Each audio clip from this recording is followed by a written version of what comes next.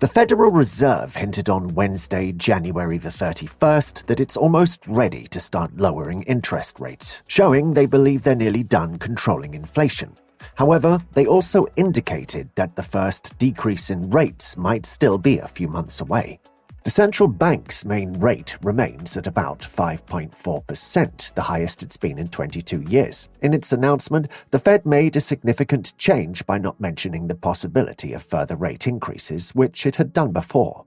However, the Fed also warned that it doesn't plan to lower rates until it feels more sure that inflation is steadily heading towards its 2% goal. This means it's unlikely that they'll cut rates at their next meeting in March. Comparing this statement to their last one in December, it's clear the Fed is now more open to the idea of reducing rates but wants to keep its options open. In December, they thought about making 3 small rate cuts in 2024, but they haven't specified when these might start. Senior officials have emphasized that the Fed will be careful with its decisions. The Federal Reserve changed its approach on Wednesday, recognizing the economy's unexpected strength after 11 rate increases significantly reduced inflation from its highest point in 40 years 18 months ago. In the last 6 months, the inflation rate has been just below 2% annually, matching the Fed's target. Additionally, the economy continues to grow strongly with a 3.3% annual growth rate in the last quarter of the previous year, according to recent government data.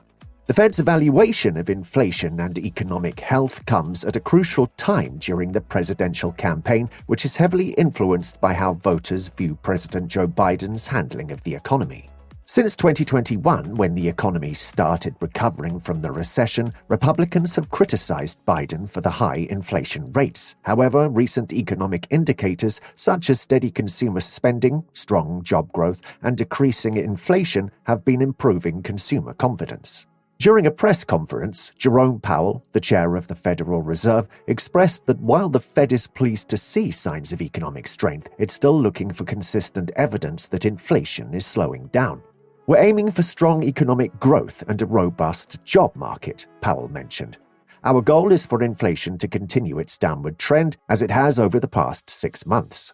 Many economists are predicting that the Fed might begin to lower its key interest rate around May or June. Such rate cuts would mean cheaper borrowing costs for American consumers and businesses, affecting mortgages, car loans, and credit cards.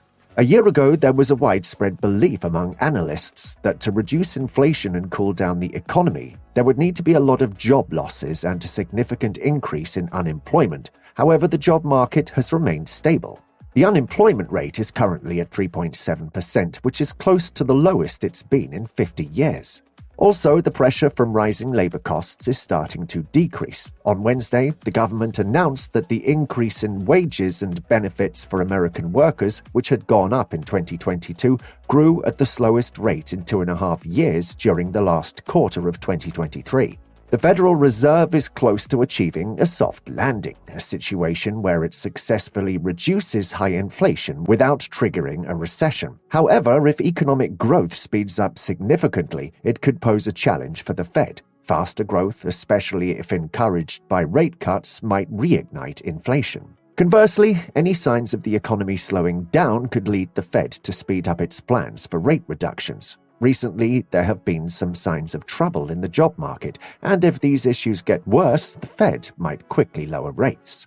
If we noticed an unexpected drop in the job market, that would make us consider cutting rates sooner, Powell stated during his Wednesday press conference. On the other hand, if inflation remains high or goes up, that would mean we should wait longer before cutting rates.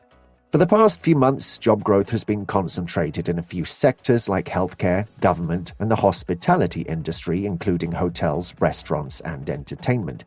Any downturns in these sectors could impact overall hiring and economic growth. A recent report from last Tuesday revealed that the number of workers leaving their jobs in December dropped to the lowest level in 3 years. This indicates that fewer Americans are moving to new, higher-paying jobs or are willing to look for and accept new opportunities. Although the rate of people quitting is still consistent with a strong job market, it has decreased by about 1/3 from its peak in mid-2022. Despite these signs, the US economy is performing better than many of its international peers. In the last quarter of the year, the 20 countries using the euro barely managed to avoid a recession, showing virtually no growth. However, similar to the United States, these countries are experiencing very low unemployment rates, and inflation has decreased to an annual rate of 2.9%. While the European Central Bank might lower interest rates as early as April, many economists believe such a move may not occur until June.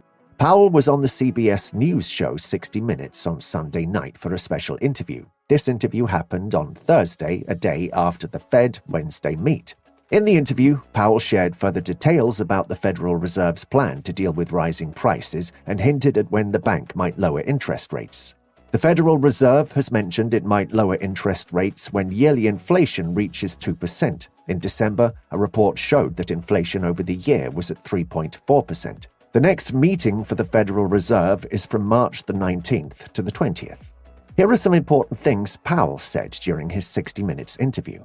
Powell mentioned that with the economy doing well, they can carefully decide when to start lowering interest rates. He emphasized the need for more proof that inflation is steadily going down to 2%. They're getting more confident that it will happen, but they want to be even more sure before they make the significant move to reduce interest rates. Why 2% inflation is the goal? Powell explained that interest rates include a guess of future inflation. If this guess is 2%, it means there's room to reduce interest rates by 2% if needed. This gives the central bank more ability to deal with an economic showdown. It's better when rates are a bit higher for this reason. No plans to lower rates in March. Powell thinks it's unlikely they'll be confident enough to lower rates by the March meeting, which is 7 weeks away. With all these developments, an interesting question arises. If the Fed starts to lower interest rates in the next few months, how might this decision affect everyday Americans from their mortgages to their savings accounts?